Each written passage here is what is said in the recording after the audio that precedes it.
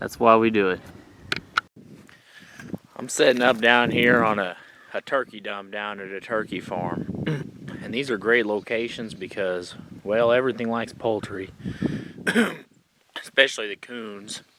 And there'll be a lot of skunks down here too, and possums. But everything's coming to this. And we've got, coyotes and foxes and everything are using this turkey dump. Now, I'm down here on the lower side, and you can see where things are just dragging these turkeys out, eating them. The challenge that I have is, of course, there's a lot of eagles, birds of prey, and things like that. So, primarily I'm after coons. And with my setup, you can see there's a trail running through right here.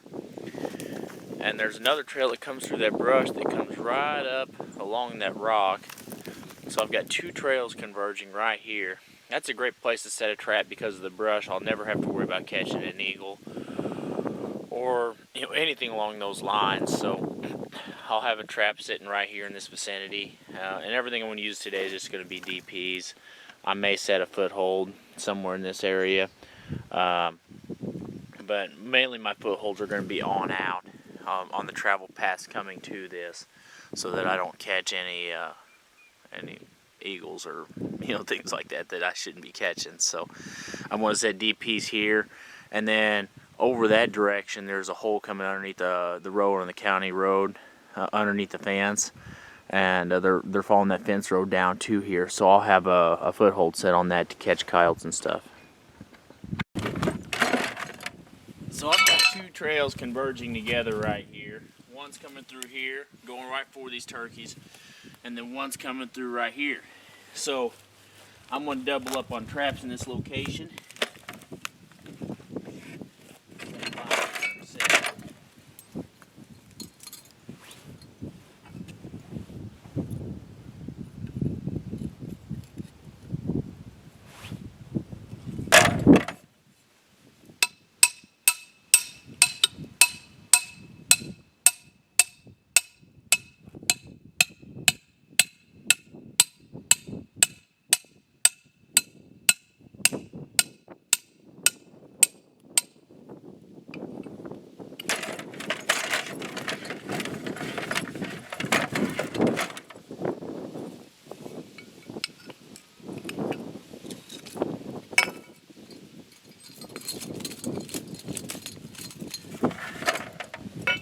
Here we are, we're late season. The coons are breeding. Just like everything else, they're not always going to work a traditional bait. So I actually brought just a household bait, some canned mackerel.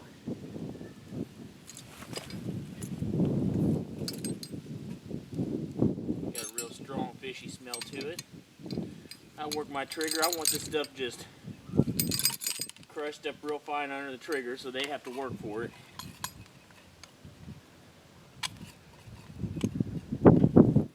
Okay.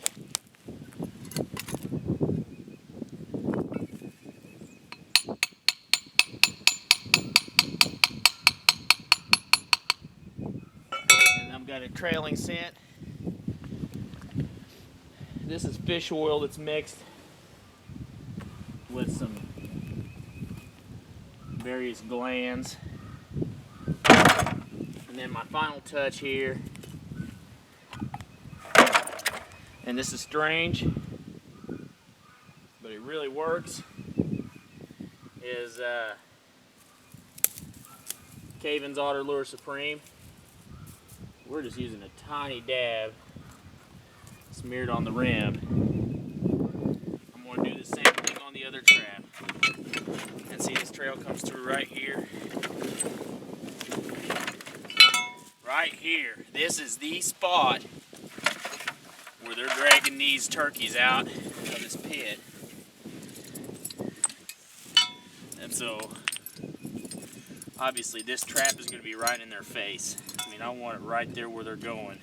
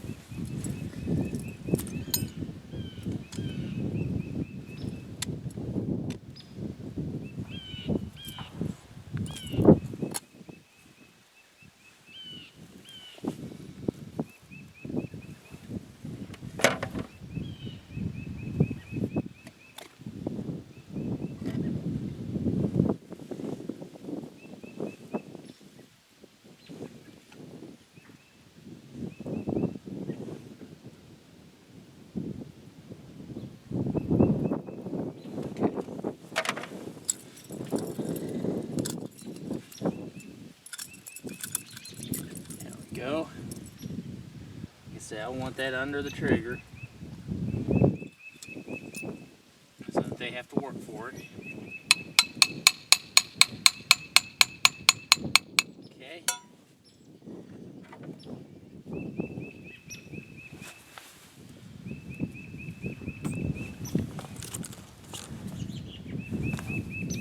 Quick squirt of some trailing scent behind me.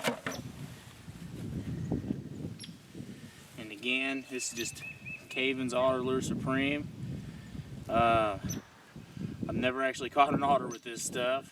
I use Dunlap's otter lure for otters, but for coons, this Caven's Otter Lure Supreme just drives them crazy, man. It's really good. So I've got 2 traps that right in the trails going to this dump. I'll catch something here. I want to talk a little bit about having a quality knife here. When I'm skinning the coon, I use 2 kinds of knives on my coons. I use a sharp pointed knife, that's just a cage trapper to open them up. And then I like to have a good round tip knife to do the rest of the skinning. And you'll see why here in a second, but these knives are Leathern Holes knives, the hen spur and the coon skinning knife. And you know, you can tell by looking at these that, you know, that's good craftsmanship right here in America. And the cool thing about these is you can hold it in your hand, you can hold it by your fingertips, whatever. It's comfortable no matter what. It doesn't wear your hands out while you're skinning. So, and on top of that, the blades are real good quality material. And you can skin quite a few critters before having to go back and touch it up. So let me get set up here and I'll show you a demonstration.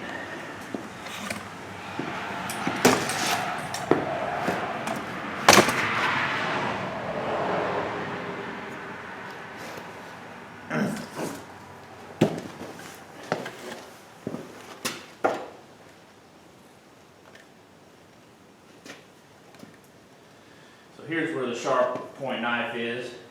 I do this a little backwards from a lot of people, but I start on their tail. And I'll just start about, you know, a third of the way up. Go right up the middle of the tail, around his butt, to his testicles. And then I'll go ahead and cut around the anus on the other side as well. And then I go ahead and just make my Y cuts right here. This is the money cut.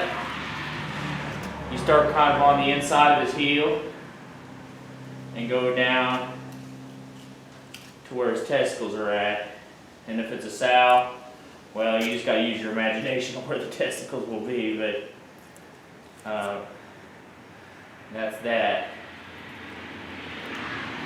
And so then all I do is go ahead and just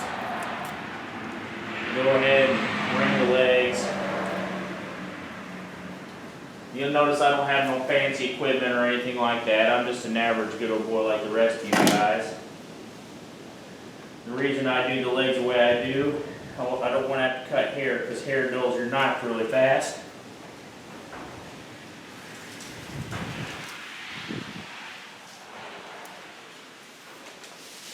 Okay. So I can go ahead and put this down now and hang this guy up the rest of the way.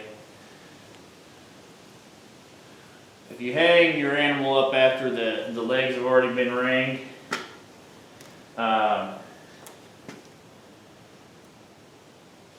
you know, depending on what you're using, the rope will hold a lot better when it's underneath the ring.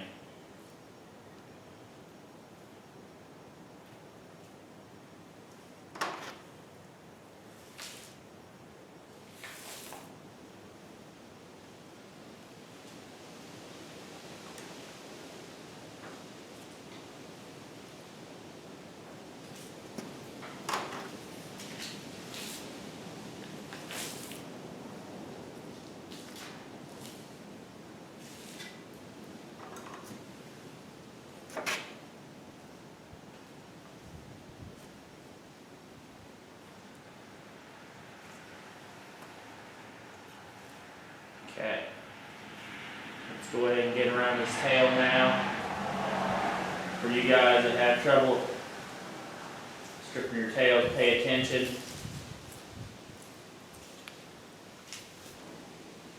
Okay. picked this little trick up from Gary Hansen. Just take you a little bar, poke it all the way through, pull down, and then what you'll do is just cut through the fat. Make sure you don't cut through the skin, because that's one way you'll end up with a broken tail. It's not a life or death thing if you do break your tail, but I like my stuff to be as nice as possible. And I'm just going to skin this tail down a little ways.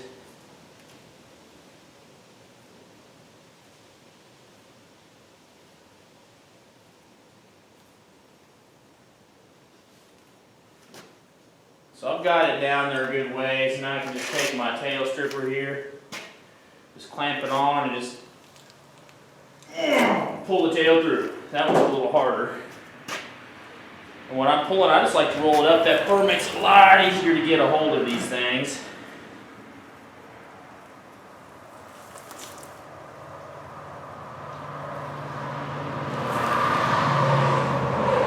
I want to pull it all the way down till I'm over different ways. This guy's already starting to cool off, which is making it a little harder on me. Okay.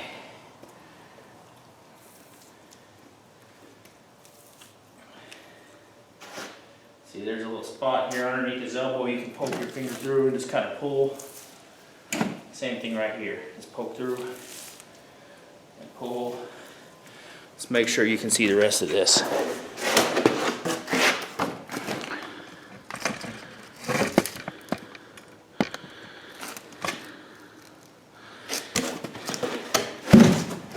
Now the rest of this, y'all may think this is kind of lazy, but I'm going to sit down for the second half of it.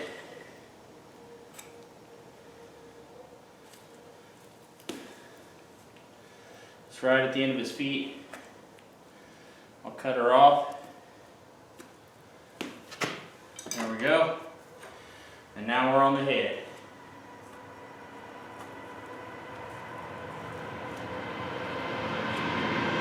That's kind of go around.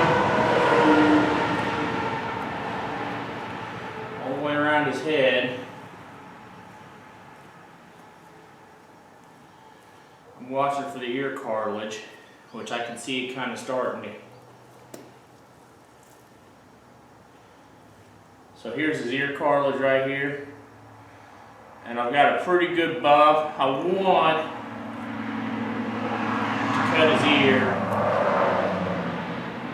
pretty deep. I've skinned a lot of critters with this knife today without touching it up, so if it looks like it's kind of dull, it is. And so I've cut these ears deep enough now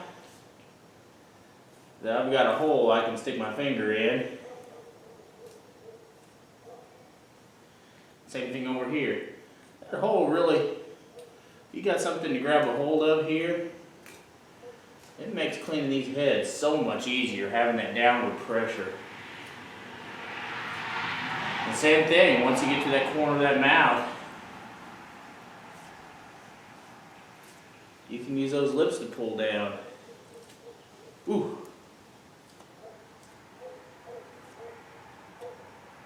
This one got hammered.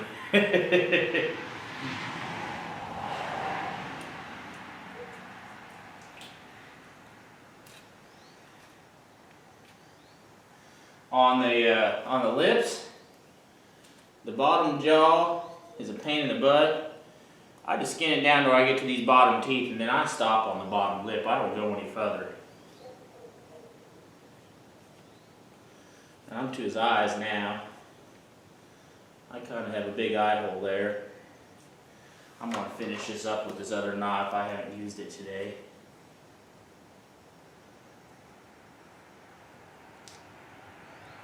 Sometimes with all that blood, it's kind of hard to tell where you're at.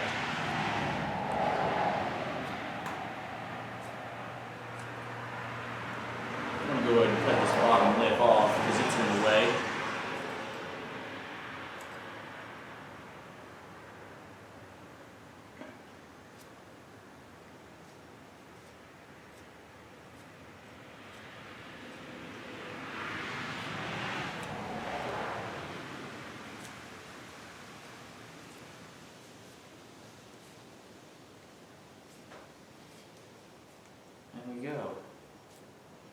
I'm pretty much done with this thing.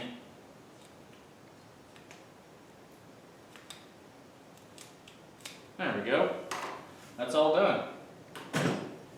It's that easy. These knives are good, comfortable knives, though. You know, that's something I tell everybody, you got to have a good knife, and these really do a good job. You know, I've skinned 5 animals with this knife today, and didn't even touch it up with this knife. You know, on my other knives, I'm usually touching it up every other animal, and so that makes a big difference for these knives, is to have a good quality knife that holds a blade for a long time. I hope you all can pick something up from that, and if you like Ladern's knives, I'll have a link for you to check them out on Facebook.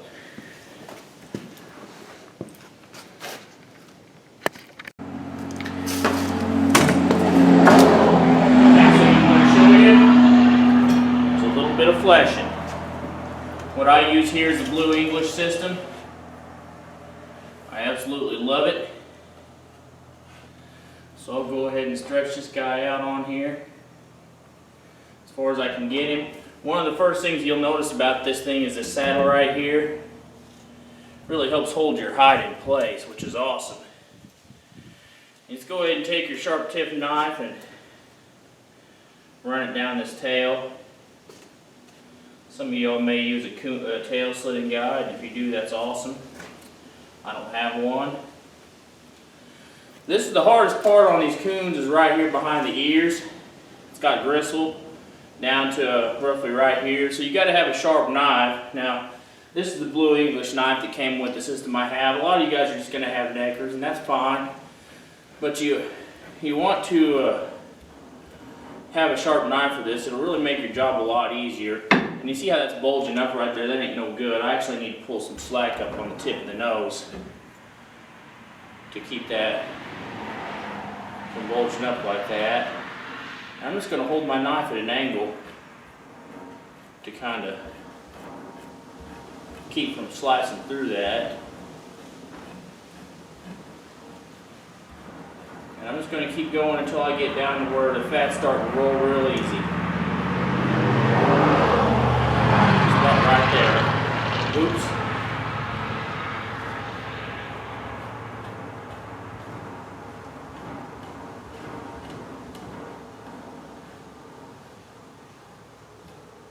I'm about there. I may have to come back and touch that up a little bit. In fact, I'm going to have to, because this little line right here. And now I'm just going to start hammering this fat with the dull knife. This little meat right here is hard to get through, and sometimes I have to cut it. I did that time. Let's kind of get her started down the sides.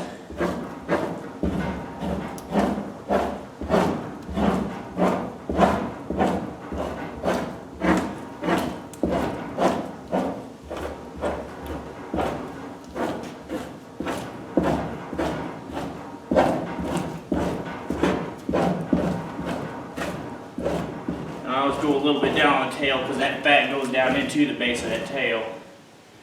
And we can comb that fat there, like that right there, it's hung on to that. We'll just scrape it right off the bottom.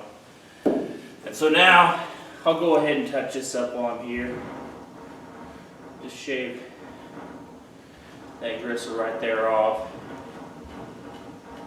I want to be careful around this hole.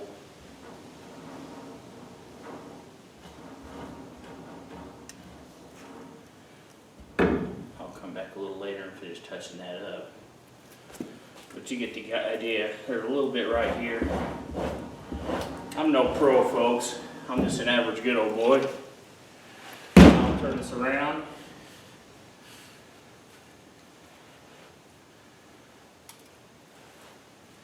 And I kind of turn it sideways to where I can, the bottom of his mouth is right there, and again we'll just start right here at the ears. I don't quite have it on there tight enough.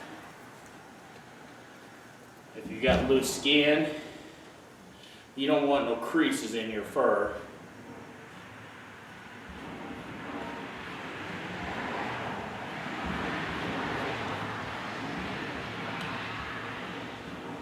If you're more worried about the uphill side, this is fat on the belly.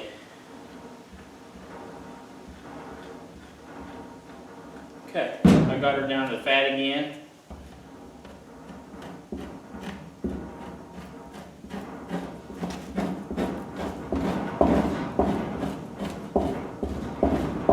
I just go right over that leg until I got the stuff pulled down around it, and then I just kind of lift it up. Get the stuff underneath it. I just kind of go around the penis hole because I'm going to trim that out with my inspection anyway, my inspection window. Go right down along this.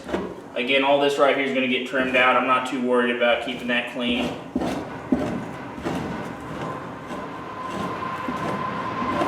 right off the bottom of the leg.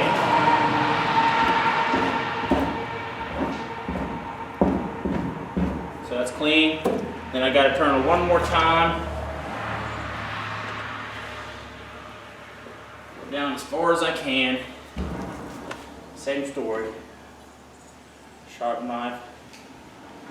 A little bit of gristle down around that bottom jaw there, so I'm gonna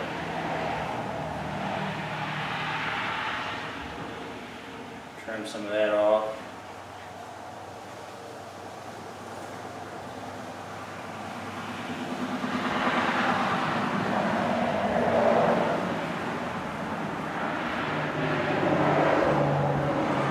Okay, I'm down to the fat again.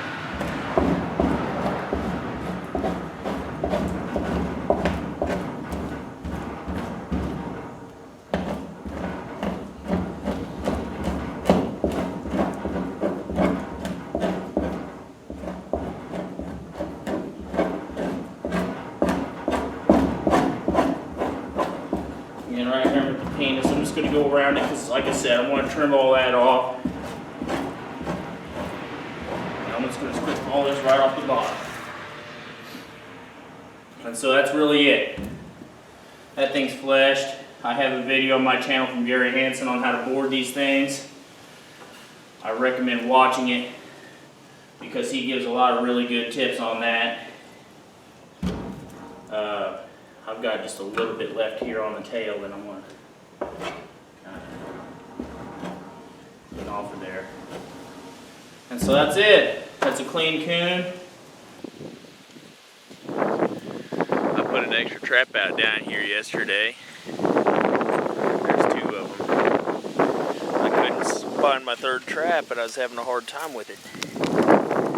There's definitely something in here. Oh gosh.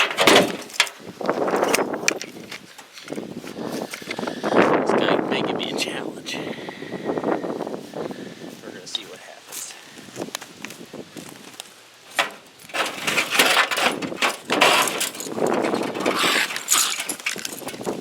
Oh. Yeah, this guy ain't very happy with me.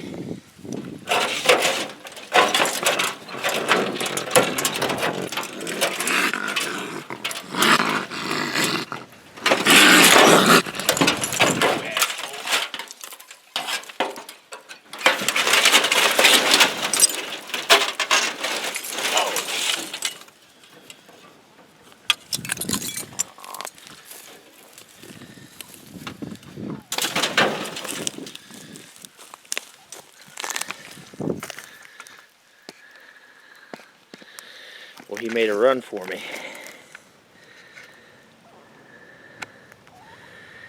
Yep. So that's 3 of them.